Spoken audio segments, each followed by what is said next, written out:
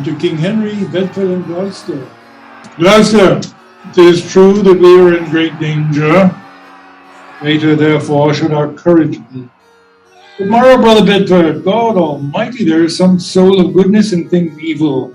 Would men observantly distill it out? For our bad neighbor makes us early serves, which is both helpful and good husbandry.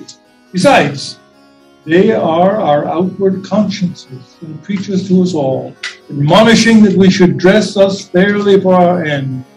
Thus may we gather honey from the weed and make a moral of the devil himself.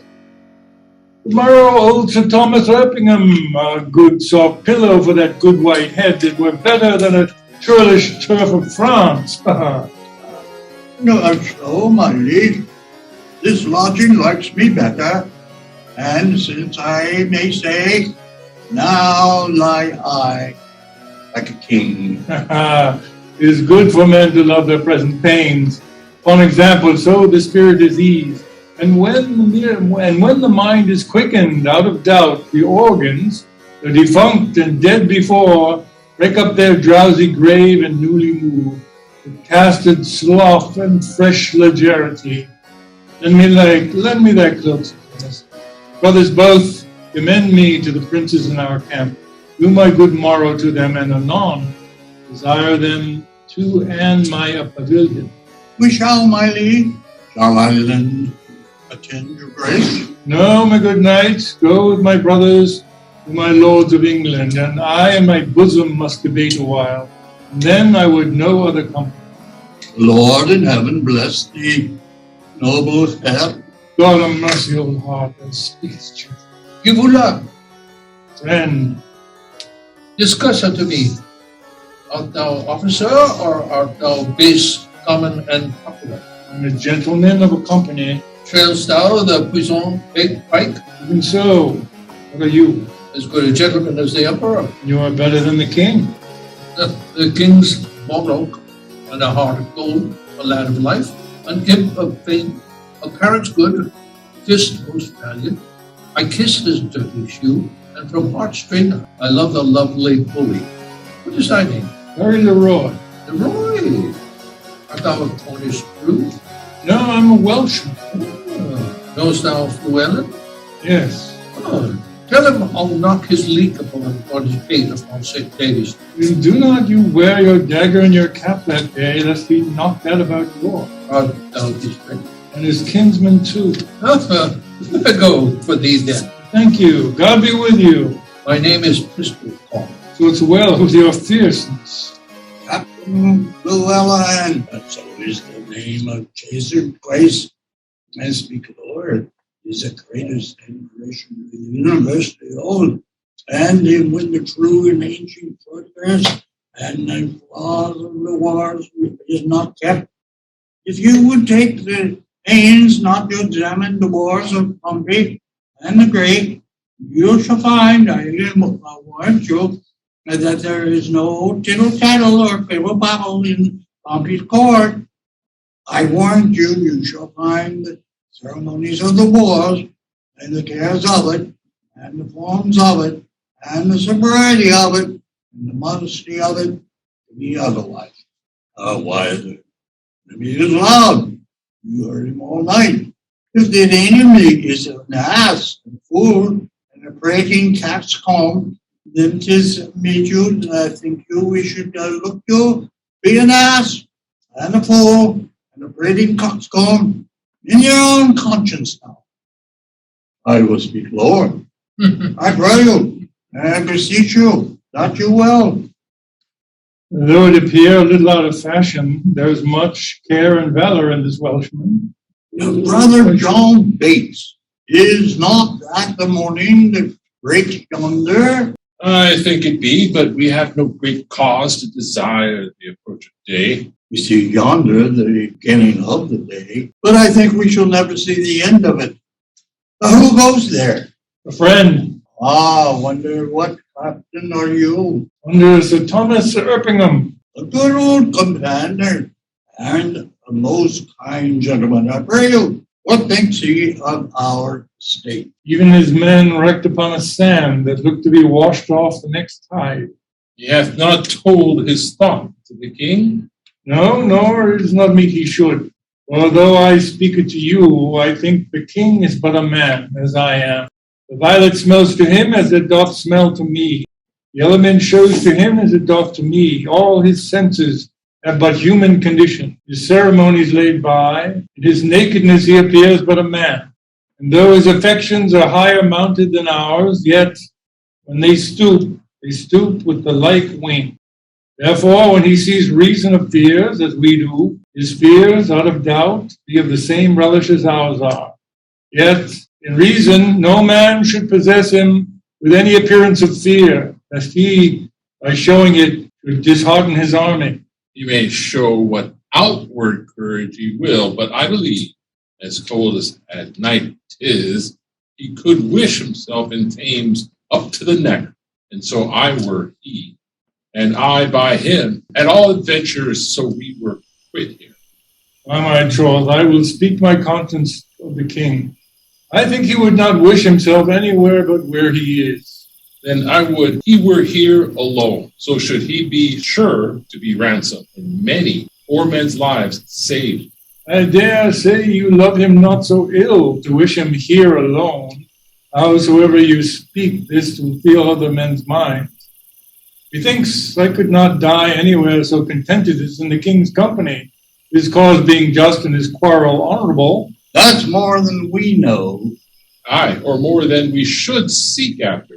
For we know enough, if we know we are the king's subjects. If his cause be wrong, our obedience to the king wipes out the crime of it of us. But if the cause be not good, the king himself hath a heavy reckoning to make, when all those legs and arms and heads chopped off in battle shall join together in the latter day and cry all, we died at such a place. Some swearing, some crying for a surgeon, and some upon their wives left poor behind them, some upon the debts they owe, and some upon their children broadly left. I am afeard that if you die, will die in battle. How can they charitably dispose of anything when blood is their argument? Now, if these men do not die well, it will be a black matter for the king that led them to it, who to disobey were against all preparation of subjection. So, if a son that is by his father sent about merchandise do sinfully miscarry upon the sea, the imputation of his wickedness by your rule should be imposed upon his father that sent him. Or if a servant under his master's command, transporting a sum of money, be assailed by robbers and die in many irreconciled iniquities, you may call the business of the master the author of the servant's damnation. But this is not so. The king is not bound to answer the particular endings of his soldiers, the father of his son, or the master of his servant, for they propose not their death when they propose their service. Besides, there is no king, be his cause never so spotless, if it come to the arbitrament of swords, can try it out with all the unspotted soldiers. Some, peradventure, have on them the guilt of premeditated and contrived murder. Some of beguiling virgins with the broken seals of perjury. Some making the wars their bulwark that have before gored the gentle bosom of peace with pillage and robbery. Now, if these men have defeated the law and outrun naked punishment, though they can outstrip men, they have no wings to fly from God. War is his beetle, war is vengeance, so that here men are punished for before breach of the king's laws, in now the king's quarrel. Where they feared the death, they have borne life away, and where they would be safe, they perish. Then, if they die unprovided, no more is the king guilty of their damnation than he was before guilty of those impieties for the which they are now visited. Every subject's duty is the king's, but every subject's soul is his own. Therefore should every soldier in the wars do as every sick man in his bed, wash every mote out of his conscience, and dying so, death is to him advantage, or not dying. The time was blessedly lost, wherein such preparation was gained in him that escapes. If it were not sin to think that, making God so free an offer, he let him outlive that day to see his greatness and to teach others how they should prepare. 'Tis certain, every man that dies ill upon his own head. The king is not to answer it. I do not desire he should answer for me, and yet I determined to fight lustily for him. I myself heard the king say he would not be ransomed. Aye, he said so, to make us fight cheerfully. But when our throats are cut, he may be ransomed, and will ne'er know the wiser. If I live to see it, I will never trust his word after. Ah, mass you pay him then. That's a perilous shot out of elder gloom, but poor and a private displeasure that can do against a monarch. You may as well go about to turn the sun to ice with fanning in his face with a peacock's feather. You'll never trust his word again. It's a foolish saying. Your proof is something too round. I should be angry with you if the time were convenient. Well, let it be a quarrel between us. If it is. I embrace it. How shall I know thee again? Give me any gauge of thine, and I will wear it in my bonnet. Then, if ever thou darest acknowledge it, I will make it my quarrel. Here's my glove. Give me another of thine. There. This will I wear in my cap. If ever thou come to me and say, after tomorrow, this is my glove. By this hand, I will take thee a box on the ear. If ever I live to see it, I will challenge it. Thou darest as will be hanged. Well, I will do it, though I take thee in the king's company. Keep thy word. Fare thee well. Be friends, you English fools. Be friends. We have enough French quarrels enough. If you could tell how to reckon. Indeed, the French may lay 20 French crowns to 1. They will beat us. They bear them on their shoulders, but it is no English treason to cut French crowns. And tomorrow the king himself will be a clipper. On the king. Let us our lives, our souls, our debts, our careful wives, our children and our sins lay on the king. We must bear all, though hard condition. Twin born with greatness, subject to the breath of every fool, whose sense no more can feel but his own wringing. What infinite heart's ease must kings neglect, that private men enjoy? And what have kings that privates have not too, save ceremony, save general ceremony? And what art thou, idle ceremony? What kind of God art thou, that sufferest more of mortal griefs than do thy worshippers? What are thy rents? What are thy comings in? Oh, ceremony, show me but thy worth. What is thy soul of adoration? Art thou aught else but place, degree, and form, creating awe and fear in other men, wherein thou art less happy being feared than they are in fearing? What drinkest thou oft, instead of homage sweet, but poisoned flattery? Oh, be sick in greatness, and bid thy ceremony give thee cure. Thinkest thou the fiery fever will go out with titles blown from adulation? Will it give place to flexure and low bending? Canst thou, when thou commandest the beggar's knee, command the health of it? No.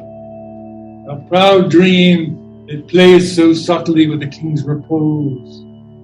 I am a king that find thee, and I know 'tis not the balm, the scepter, and the ball, the The sword, the mace, the crown imperial, the intertissued robe of gold and pearl, the fast title running for the king, the throne he sits on, nor the tide of pomp that beats upon the high shore of this world. No, not all these.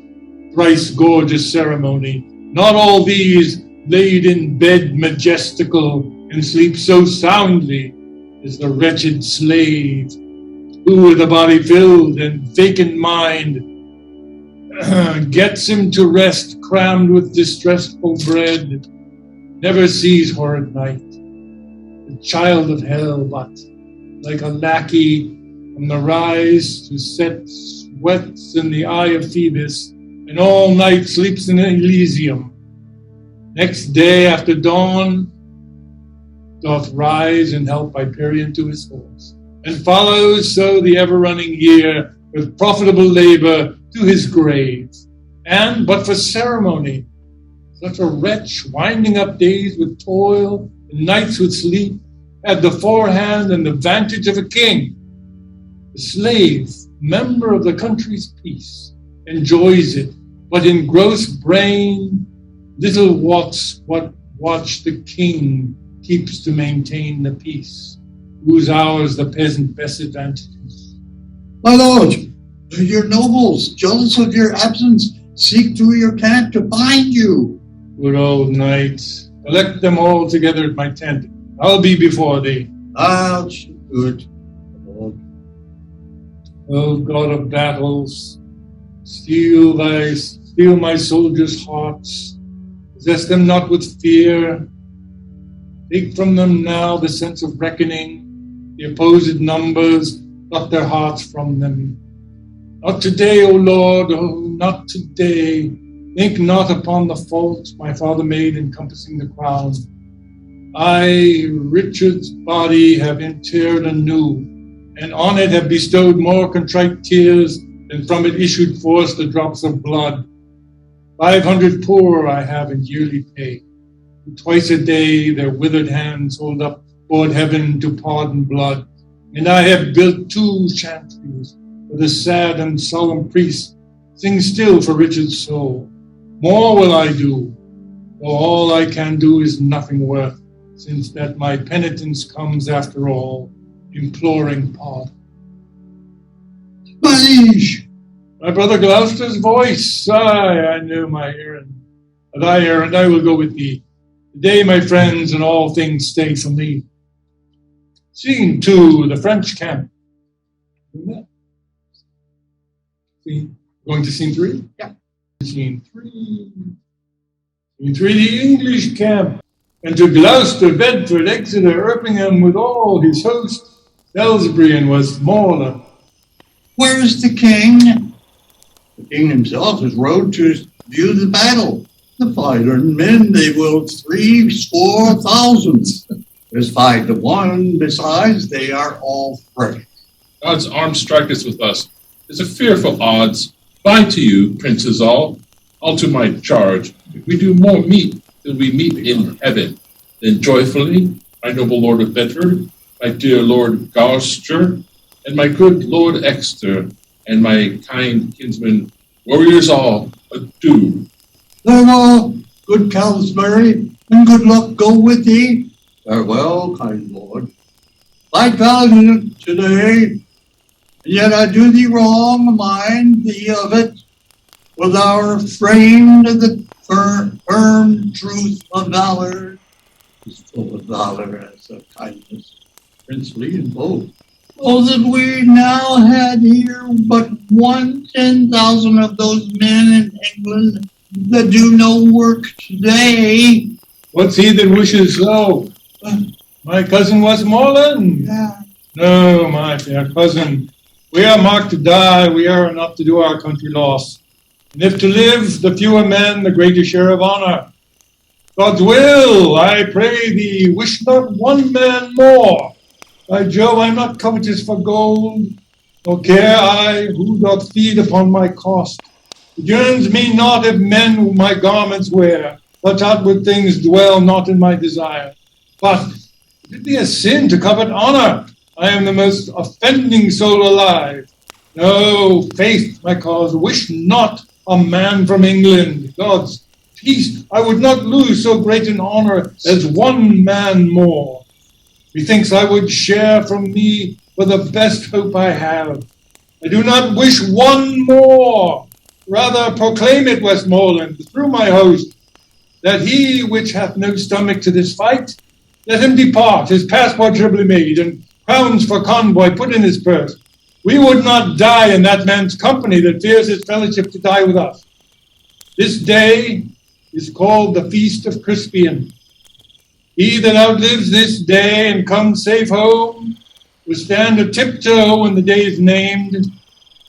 Rouse him at the name of Crispian. He that shall live this day and see old age will yearly on the vigil feast his neighbors and say, tomorrow is St. Crispian. And then he will strip his sleeve and show his scars and say, these wounds I had on Crispin's day. Old men forget, yet all shall be forgot. But he'll remember with advantages what feats he did that day. Then shall our names, familiar in his mouth as household words, Harry the King, Bedford and Exeter, Warwick and Talbot, Salisbury and Gloucester, be in their flowing cups freshly remembered. This story shall the good man teach his son. Crispian shall ne'er go by from this day to the ending of the world. We in it shall be remembered. We few, we happy few, we band of brothers. For he today that sheds his blood with me shall be my brother, be he ne'er so vile. This day shall gentle his condition. And gentlemen in England now abed shall think themselves accursed they were not here, hold their manhoods cheap, whiles any speaks that fought with us upon St. Crispin's day.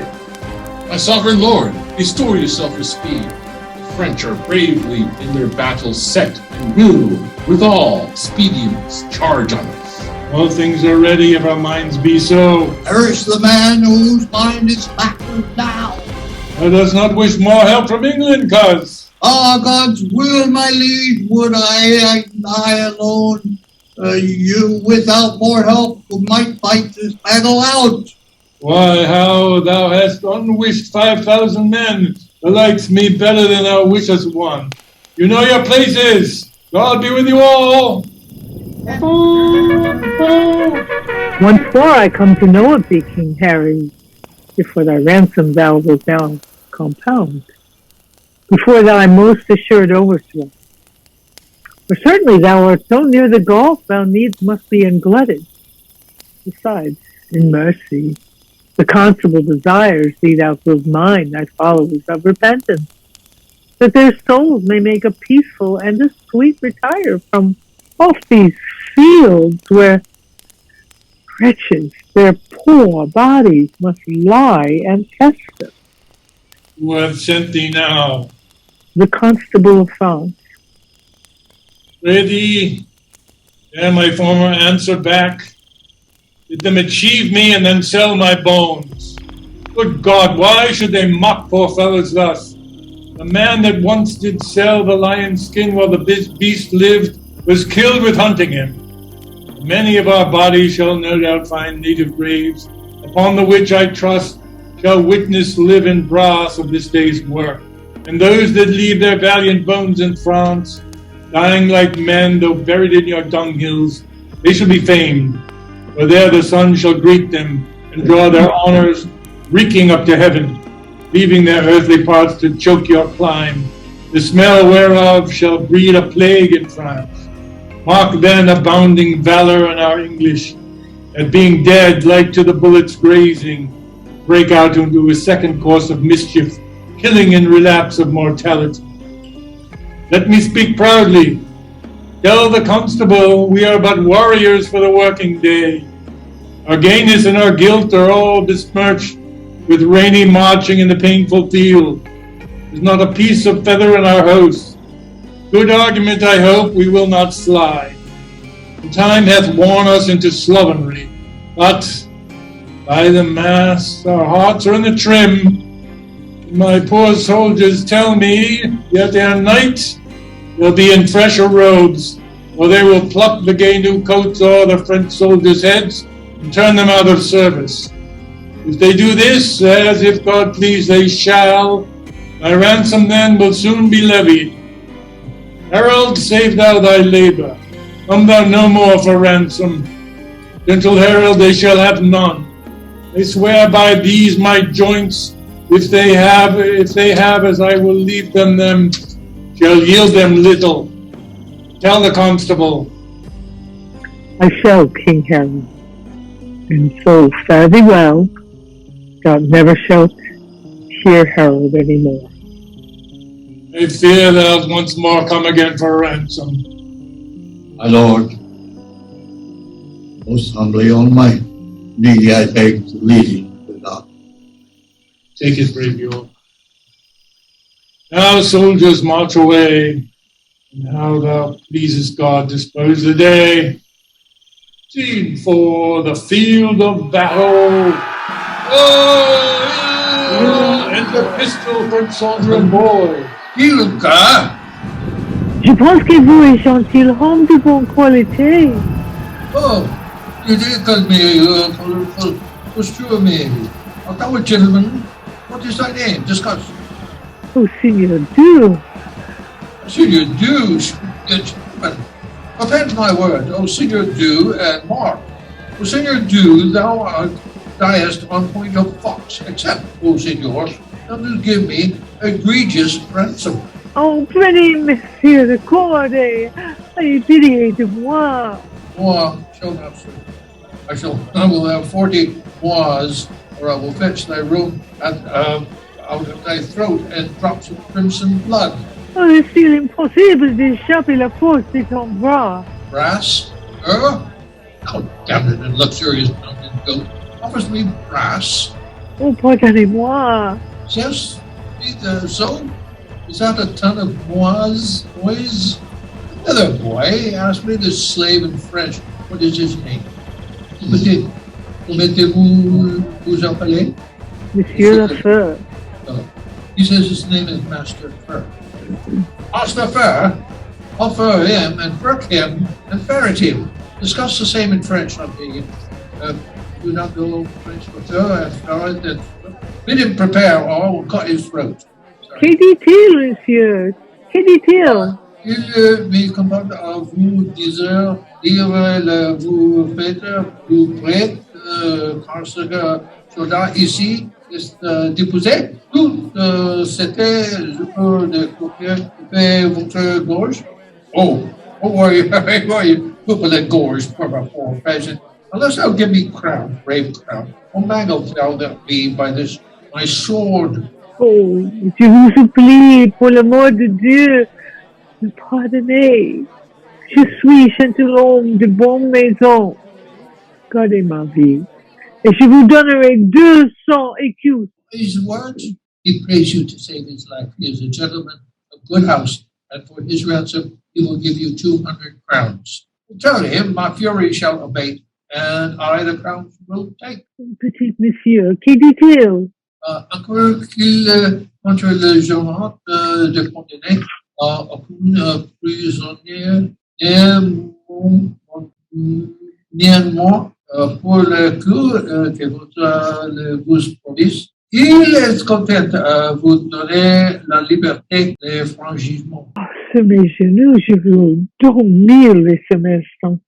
Et je me suis heureux que je suis tombé entre les mains d'un chevalier, je pense, le plus brave, valiant et très distingué seigneur d'Angleterre. Expound upon me, boy. Well, he gives you his knees. He gives you upon his knees 1,000 thanks, and he esteems himself happy that he's fallen into the hands of one he thinks, is the most brave, valorous, and thrice-worthy seigneur of England. Oh, as I suck blood, I will show some mercy show. For me. Suivez-vous le grand capitaine? I did not know so full a voice from so empty a heart. But the saying is true, the empty vessel makes the greatest sound. Bardolph and Nymph have 10 times more valor than Rory Devil in the old play, that everyone may pare his nails with a wooden dagger, and they are both hanged. So this would be if he just steal anything so adventurously. I must steal with the package and with the luggage of our camp. The French may have a good prey for us if we knew it, for there is none to guard it but boys. See, so we're skipping scene 5. Going on to scene 6. Another part of the field.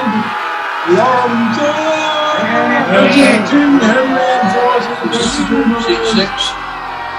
Well, we have done, thrice valiant countrymen, but all's not done. Yet keep the French the field. The news of your commend him to your majesty. Lives he, good uncle, thrice within this hour I saw him down, thrice up again in fighting, from helmet to the spur, all blood he was. In what which array, brave soldier, doth he lie? Hard in the plain, by his bloody side, yoke fellow to his honor, owing wounds, the noble Earl of Suffolk also lies. Suffolk first died, and York, all haggled over, comes to him, where in gore he lay and steeped, and takes him by the beard, kisses the gashes that bloody his jaw and his face, and cries aloud, "Tarry, good cousin Suffolk, tarry, good soul for mine, then fly abreast as all this glorious and well-foughten field we keep together in our chivalry." On these words I came and cheered him up, and he smiled in the face, brought me in his hand, and with a feeble grip says, "Here, my lord, I'm in my service to my sovereign." And so did he turn, and over Suffolk's neck he threw his wounded arm and kissed his lips, and so espoused to death, which bloody sealed a testament of noble ending love. The petty and the sweet manner of it forced those waters from me, which I would have stopped, but I had so much of man in me, and all of my mother came into my eyes and gave me up to tears. I blame you not. Hearing this, I must perforce compound with mistful eyes, or they will issue too.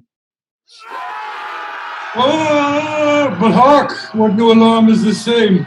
The French have reinforced their scattered men. Then every soldier kill his prisoners. Give the word through.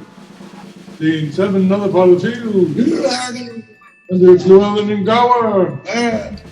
He killed the powers in the luggage. 'Tis expressly against the law of arms, and as a parent of a piece of knavery. Mark you now, it is not an offer to your conscience now, is it not? It's certain there's not a boy left alive, and the cowardly rascals that ran from the battle had done this slaughter. Besides, they had burned and carried away all that was in the king's tent. Wherefore the king most worthily hath caused every soldier to cut his prisoner's throat. Oh, 'tis a gallant king.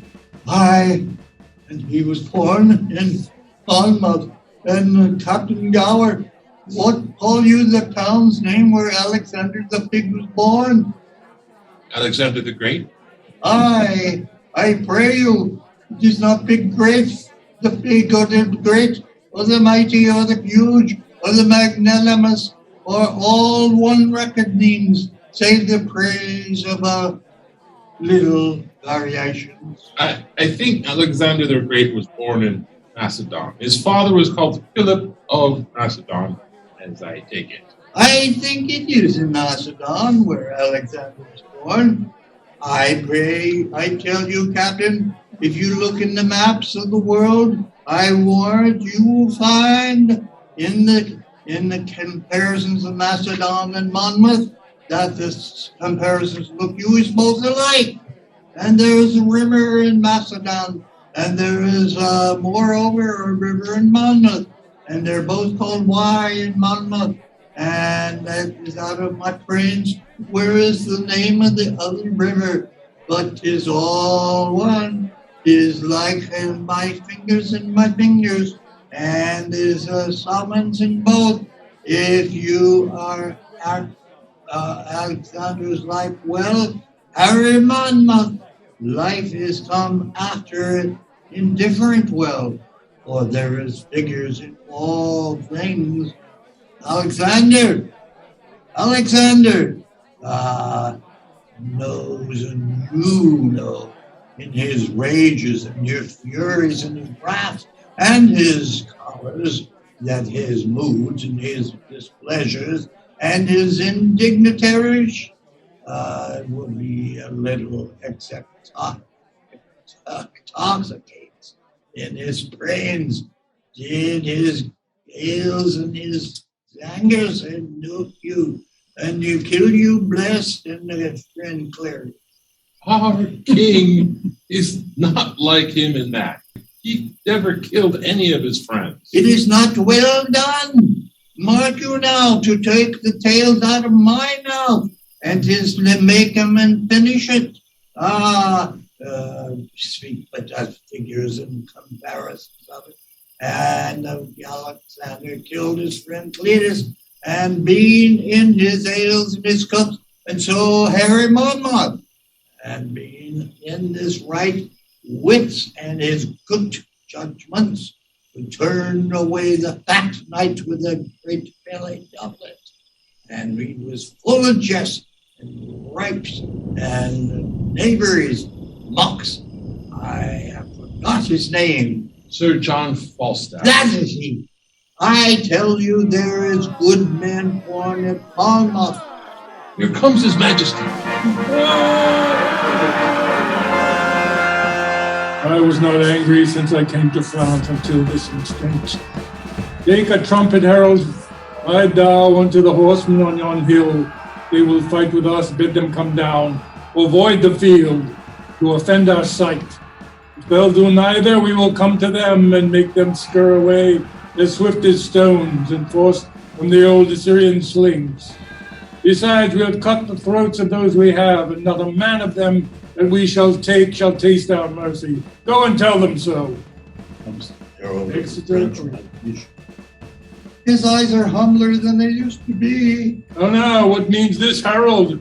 Knowest thou not that I have bind these bones of mine for ransom? Comest thou again for ransom? No, great king, I come to thee for charitable license, that we may wander over this bloody field to look our dead, and then to bury them, to sort our nobles from our common men, from many of our princes. Woe the while lie drowned and soaked in mercenary blood. So do our vulgar drench their peasant limbs in blood of princes, and their wounded steeds fetlock deep in gore, and with wild rage yerk out their armed heels at their dead masters, killing them twice. Oh, give us leave, great king, to view the field in safety and dispose of their dead bodies. Tell thee truly, herald, I know not if the day be ours or no. Yet many of your horsemen peer and gallop o'er the field. The day is yours. Oh, praise be God, and not our strength for it. What is this castle called that stands hard by? Oh, they call it Agincourt. Then call we this the field of Agincourt, fought on the day of Crispin Crispianus. Your grandfather was famous memory, and that please your majesty, your great uncle Edward, the Black Prince of Wales, and I read it in the chronicles of what a brave battle they did. They did, Fluellen. And your majesty says very true, and your majesty isn't remembered of it, and the Welshman did good service in a garden where leeks can grow, and wearing leeks in their Monmouth caps, which your majesty knows is this our honorable badge of the service. I would believe your majesty takes no scorn to wear the leek upon St. Tavy's Day. I wear it for a memorable honor, for I am Welsh, you know, good countrymen. All the weather and the weather and the cry cannot wash your majesty's blood out of your body. I can tell you that. God bless it and preserve it, and as long as it pleases His grace and His Majesty too. Thanks, my good countrymen. Ah, Jesu, I am your Majesty countryman, and I care not who know it. I will confess it to all the world, and I need not to be ashamed of your Majesty, praise be God, all as long as your Majesty is an honest man. God keep me so. Our heralds go with him. Bring me just notice of the numbers of the dead on both our parts. Call yonder fellow hither. Soldier, has come to the king. Soldier, why wearest thou that glove in thy cap? And it please your Majesty, is the gage of one that I should fight withal, if he be alive. Englishman? And it please your Majesty, a rascal that swaggered me last night, who, if alive, and ever dare to challenge this glove, I have sworn to take him bumps on the ear, and I can see my glove in his cap, and then I will swear him, and he be a soldier. If alive, I will strike it out soundly. What think you, Captain Llewellyn? Is it fit this soldier keep his oath? He's a craven and a villain else, please your Majesty, and is be my conscience. Maybe his enemy is a gentleman of great sword, quite from the answer of his degree. Though he be of a court and a gentleman of the devil is Lucifer and Beelzebub himself.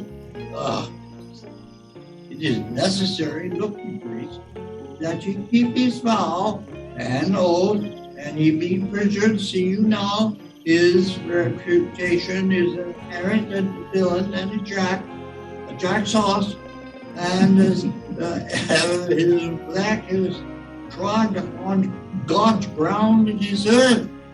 Be my consciences. Then keep thy vow, Sir Owen, thou meetest the fellow. Though I will, my liege, as I live. Who servest thou under? Under Captain Gower, my liege. Gower is a good captain, and he's a good to knowledge and in the latter in the wars. Call him hither to me, soldier. Therefore, Llewellyn, wear thou this favour for me, and stick it in thy cap. When Alençon and myself were down together, I plucked this glove from his helm. If any man challenge this, he is a friend to Alençon and an enemy to our person. If thou encounter any such, apprehend him, and thou dost love me. Well, your grace does me great honours, as be desired in the hearts of the subjects. I would fain see the man that has but 2 legs, and shall find himself adrift in this glove, and that is all. But I would fain see it once, and please God in his grace that I might see. Knowest thou Gower? He is my dear friend. Sure. Pray thee, go seek him, and bring him to my tent. I will fetch him. My Lord of Warwick and my brother Gloucester, follow Llewellyn closely at the heels. The glove which I have given him for a favour may happily purchase him a box of the year. It is the soldier's. I, by bargain, should wear it myself. Follow, good cousin Warwick. If that the soldier strike him, as I judge by his blunt bearing, he will keep his word. Some sudden mischief may arise of it, for I do know Llewellyn valiant, and touched with choler, hot as gunpowder, and quickly will return an injury. Follow and see there be no harm between them. Go you with me, Uncle Exeter. Scene 8, before the king's privy. We're cutting and we're moving to Act 5, prologue, enter the chorus. Vouchsafe to those that have not read the story that I may prompt them, and of such as have, I humbly pray them to admit the curse of time, of numbers, and of due course of things, which cannot in their huge and proper life be here presented. Now we bear the king towards Calais. Grant him there. There, seen, heave him away upon your winged thoughts athwart the sea. Behold, the English beach pales in the flood with men, with wives and boys, whose shouts and claps outvoice the deep-mouthed sea, which, like a mighty whiffler for the king, seems to prepare his way. So let him land, and solemnly see him set on to London. So swift a pace hath thought, that even now you may imagine him on Blackheath, where that his lords desired him to have borne his bruised helmet and his bended sword before him through the city. He forbids it, being free from vainess and self-glorious pride, giving full trophy, signal, and ostent quite from himself to God. But now behold, the quick forge and the working house of men of thought, how London doth pour out her citizens. The mayor and all his brethren in best sort, like to the senators of the antique Rome, with the plebeians swarming at their heels, go forth and fetch their conquering Caesar in, as by a lower but loving likelihood, were now the general of our gracious empress, as in good time he may, from Ireland coming, bringing rebellion, broach it upon his sword. How many would the peaceful city quit to welcome? Much more, and much more cause did this Harry. Now in London place him, as yet the lamentation of the French invites the King of England stay at home. The Emperor is coming in behalf of France in order to peace between them, and omit all the occurrences, whatever chance, till Harry's back return again to France. There must we bring him, and myself have played the interim by remembering you 'tis past. Then brook the abridgment, and your eyes advance after your thoughts, straight back again to France. We're skipping this first one. We're going to scene 2, France, a royal palace. Enter at one door King Henry, Exeter, Bedford, Gloucester, Warwick, Westmoreland, and other lords, and another, the French king, Queen Isabel, the Princess Catherine, Alice, and the ladies, the Duke of Burgundy and his train. Peace to this meeting, wherefore we are met. To our brother France and to our sister, health and fair time of day. Joy and good wishes to our most fair and princely cousin Catherine, and as a branch and member of this royalty by whom this great assembly is contrived, we do salute you, Duke of Burgundy, and Princess French and peers. Health to you all. Right joyous are we to behold your face, most worthy brother of England. Fairly met. So are you, Princes English? Carry on. So happy be the issue, brother England, of this good day in this gracious meeting, as we are now glad to behold your eyes, which hither have we borne in them against the French, that met them in their bench, and the fatal bulls, murdering basilisks. The venom of such looks, we fairly hope, have lost their quality, and that this day shall change all griefs and quarrels to love. Cry amen to that, thus we appear. Your English princes all, I do salute you. Mad duty to you both on equal love, great kings of France and England, that I have labored with all my wits, my pains and strong endeavors to bring your most imperial majesties unto this bar and royal interview, your mightiness on both parts can best witness. Since then my office hath so far prevailed that face to face and royal eye to eye, you have congregated. Let me not disgrace me if I demand before this royal view what rub or what impediment there is, why that the naked, the poor, and mangled piece. Oh, is it? The princess. Oh. Boobies surgery. Ah, I see. What's boobies? Oh, God. Your boobies, her fertile front, put up her lovely visage. Alas, she hath from France too long been chased, and all her husbandry doth lie on heaps, corrupting in its own fertility. Her vine, the merry cheer of the heart, unpruned lies. Her hedges, even pleached, like prisoners wildly overgrown with hair, put forth disordered twigs. Her fellow leaves, the darnel, hemlock, and rank fernitory doth root upon, while that the colder rusts that should deracinate such savagery, the even mead that erst brought sweetly forth the freckled cowslip, burnet, and green clover, wanting the scythe, all uncorrected, rank, conceives by idleness, and nothing teems but hateful docks, rough thistle, kexies, burrs, losing both beauty and utility, as our vineyards, fallows, meads, and hedges, defective in their natures, grow to wildness.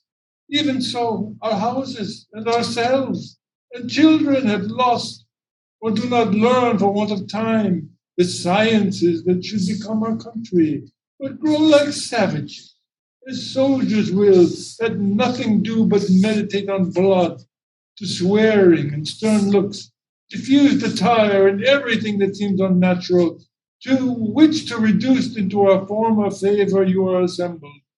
And my speech entreats that I may know the let, why gentle peace should not expel these inconveniences and bless us with our former qualities. If, Duke of Burgundy, you would the peace, whose want gives growth to the imperfections which you have cited, you must buy that peace with full accord to all our just demands, whose tenors and particularly effects you have scheduled briefly in your hands. The king hath heard them, in which has yet been no answer made. Well, then, the peace which you before so urged lies in his answer.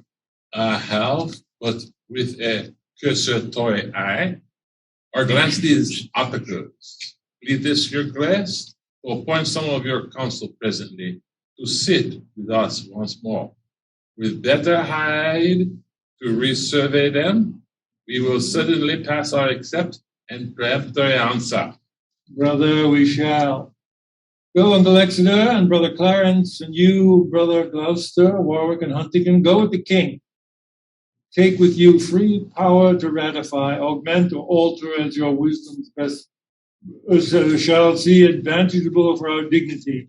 Anything in or out of our demands, and we'll consign thereto. Will you, fair sister, go with the princes, or stay here with us? Oh, gracious brother, I will go with them, and haply a woman's voice may still do some good. When articles are too nicely urged to stood on. Yet leave our cousin Catherine here with us. Oh. She is our capital demand, prized within the forerank of our party. She hath good leave. Fair Catherine, most fair. Will you vouchsafe to teach a soldier terms such as will enter the lady's ear, and plead his love suit to her gentle heart? Your Majesty shall mock at me. I cannot speak your England.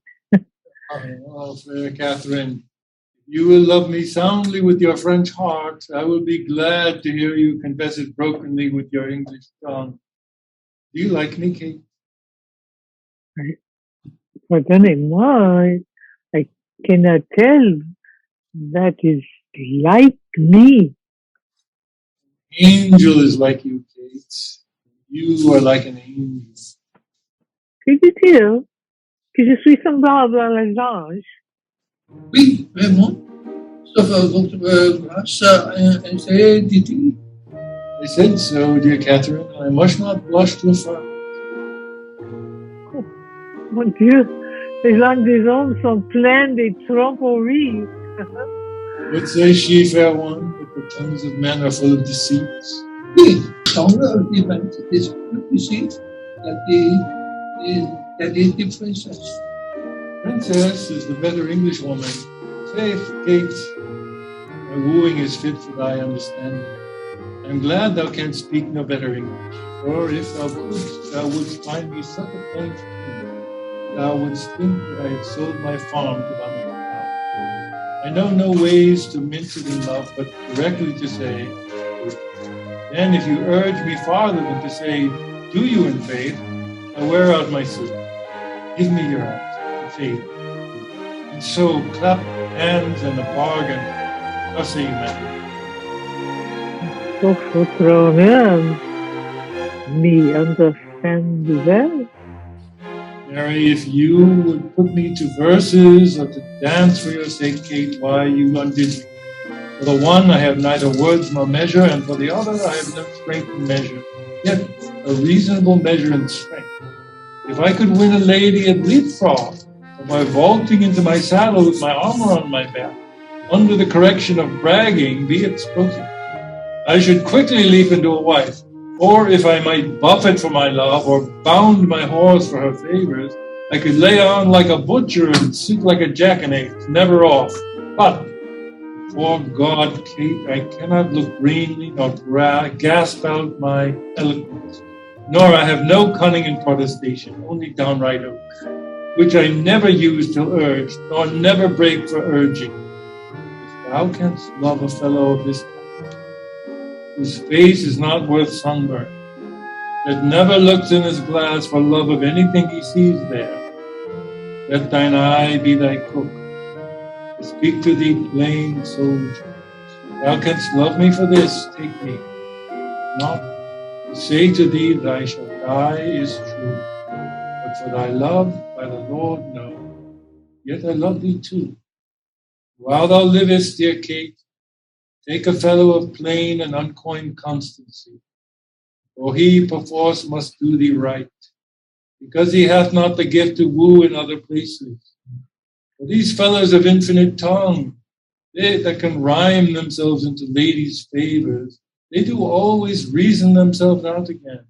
What, a speaker is but a prater, a rhyme is but a ballad, a good leg will fall, a straight back will stoop, a black beard will turn white, a curled pate will grow bald, a fair face will wither, a full eye will wax hollow, but a good heart is the sun, or rather the sun and not the moon, for it shines bright and never changes. It keeps his course truly. If thou would have such a one, take me and take me, take a soldier. Take a soldier, take a king. What sayest thou then to my love? Speak, my fair lady, speak, speak, my fair, and fairly, I pray thee. Is it possible that I should love the enemy, the France? No, it's not possible you should love the enemy of France. But loving me, you should love the friend of France. For I love France so well that I will not part with a village of it. I will have it all mine, and Kate, and France is mine, and I am yours, and yours is France. You are mine. I cannot tell that is that. I will tell thee in French, which I am sure will hang upon my tongue like a new married wife about her husband's neck, hardly to be shook off. Je crois sur les possessions de France quand vous avez les possessions de moi. See what Saint-Denis be my speed, dont votre est France et votre est mien. It is as easy for me, Kate, to conquer the kingdom as to speak so much more French. I shall never move thee in French, unless it be to laugh.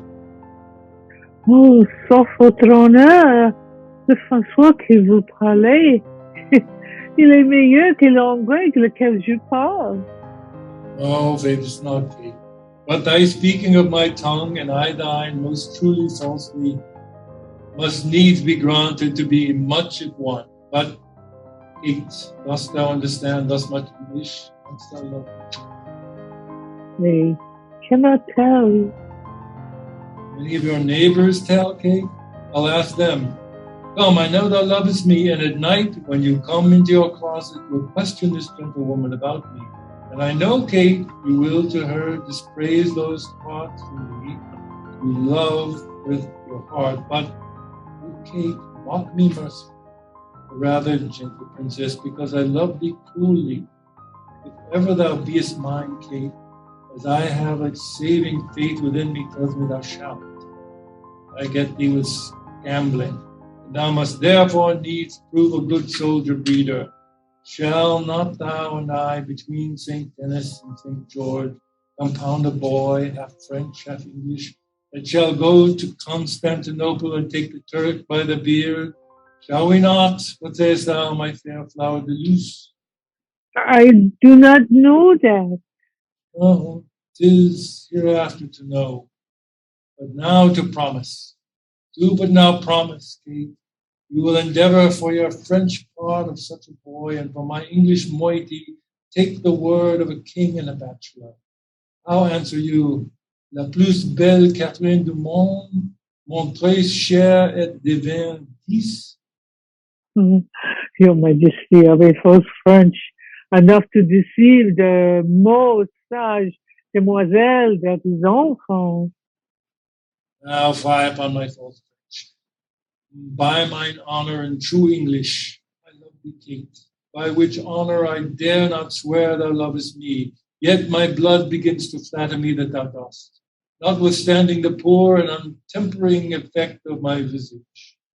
Now, beshrew my father's ambition. He was thinking of civil wars when he got me. Therefore, I was created with a stubborn outside, with an aspect of iron, that when I come to woo ladies, I fright them. But in faith, Kate, the elder I wax, the better I shall appear. My comfort is that old age, that ill layer up of beauty can do no more spoil upon my face. Thou hast me, if thou hast me, at the worst. And thou shalt wear me, if thou wear me, better and better. And therefore tell me, most fair Catherine, will you have me? Put off your maiden blushes, about the thoughts of your heart with the looks of an empress. Take me by the hand and say, Harry of England, I am thine. Which word thou shalt no sooner bless mine ear withal, that I will tell thee aloud, England is thine, Ireland is thine, France is thine, and Harry and Plantagenet is thine. For though I speak it before his face, if he be not fellow with the best king, thou shalt find the best king of good fellows. Come, your answer in broken music, for thy voice is music and thy English broken, therefore, queen of all, Catherine, break thy mind to me in broken English. Wilt thou have me? That is as it shall please the roi, mon père. Nay, it will please him well, Kate, it shall please him. Then it shall also content me. On that, I kiss your hand, and I call you my queen. Laissez, monseigneur, laissez. Ma foi, je ne doute point que vous abaissez votre grandeur et baissant la main d'une de votre indigne serviteur. Excusez-moi, je vous supplie, très puissant, Seigneur. Kiss your lips, Kate. Les dames étaient nécessaires pour passer devant le nôtre. Oh, il n'est pas le couteau de France. Madam my interpreter, what says she? It is not the fashion for the ladies of France. I cannot well tell what they say on English. To kiss. They are on the better perform. It's not a fashion for the maids in France to kiss before they are married, would you say? Oui, vraiment. Oh, Kate, nice customs, curtsy to great kings. Yeah, Kate, you and I cannot be confined within the weak list of a country's fashion. We are the makers of manners, Kate, and the liberty that follows our faces stops the mouth of all fine faults, as I will do yours, for upholding the nice fashion of your country and denying me a kiss, therefore patiently and yielding. You have witchcraft in your lips, Kate. There is more eloquence in the sugar touch of them than in the tongues of the French council, and they should sooner persuade Harry of England than a general petition of monarchs. Here comes your father. Your Majesty, my royal cousin, teach. You are Princess English? I would have her learn, my fair cousin, how perfectly I love her, and that is good English.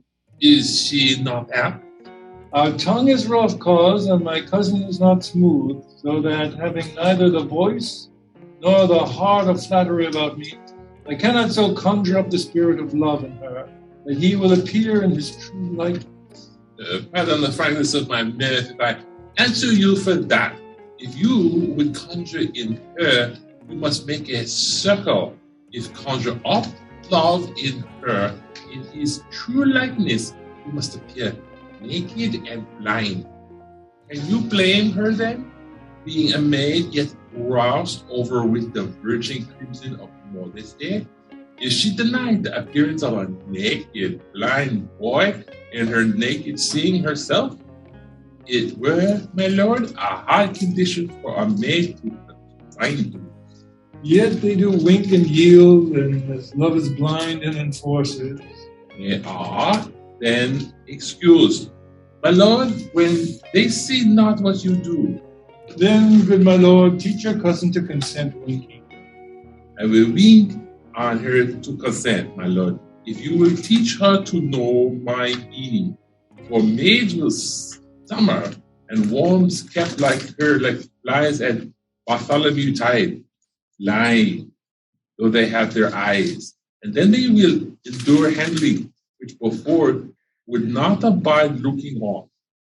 This moral ties me over to time and a hot summer, and so I shall catch the fly, your cousin, in the latter end, and she must be blind too. As love is, my lord, before that it loves. It is so, and you may, some of you, thank love for my blindness, who cannot see many a fair French city, or one fair French maid that stands in my way. Yes, my lord, you see them prospectively. The city is turned into a mad, where they are all girdled with maiden walls that no wall hath entered.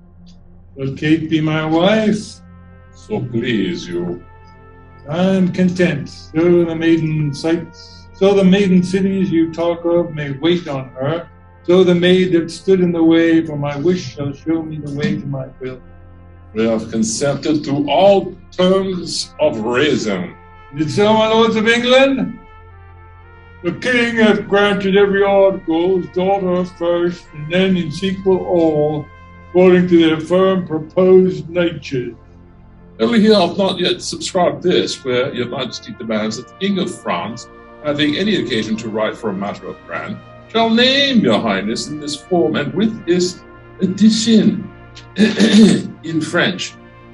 Notre très cher fils Henri, roi, et Angleterre, héritière de France, and thus in Latin.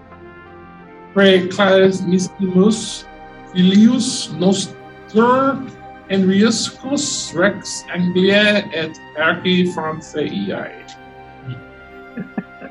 Ye say have not, brothers, or denied, but your request shall make me let it pass.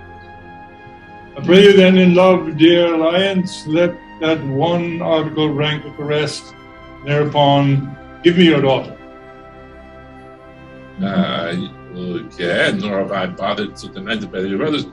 Take your first son, and from her blood rise up, issue to me, that the contending kingdoms of France and England, whose very shores look pale with envy of each other's happiness, may increase their hatred, and this dear conjunction plant neighborhood and Christian-like accord in their sweet bosom, that war, never a war, advance his bleeding swords twixt England and far France.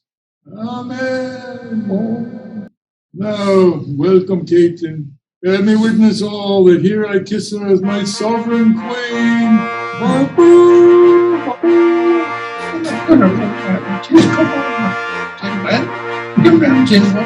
And his man might be too, or one in love. So to be there twixt the peace of such a spousal that made ill of his poor fell jealousy, which troubles off the bed of them blessed marriage, thrust in between the faction these kingdoms to make divorce in their incorporate leagues, that English by French, English receive each other. God bless his family. Amen. Prepare way for our marriage, on the which day my Lord of Burgundy will take your oath, and all the peers for a surety of our leagues. Then shall I swear to Kate, and you to me, and may our oaths well kept and prosperous be. Chorus. Thus far with rough and all unable pen, our bending author hath pursued the story. In a little room confining mighty men, mangling by stars the full course of their glory. Small time, but in that small most greatly lived the Star of England. Fortune made his soul, by which the world's best garden may be achieved, and of it left his son imperial lord. Henry the Sixth, the infant bands crowned King of France and England. Did this king succeed, whose state so many had the managing that they lost France and made his England bleed, which oft our stage hath shown. And for his sake, in your fair minds, let this acceptance take. Yeah.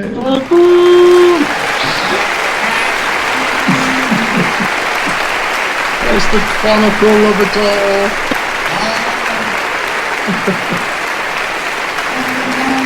Thank you, Sandy. Thank you.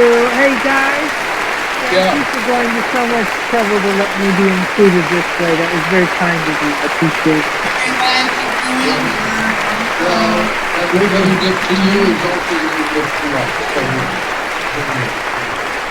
Okay, love you. Be safe driving home. Yeah. Okay. Thank you again. Thanks for arranging this. Appreciate it. You're welcome. You're welcome. Take Okay, care, you guys Sandy. have a nice evening. Bye. Yeah, bye now. Thank you.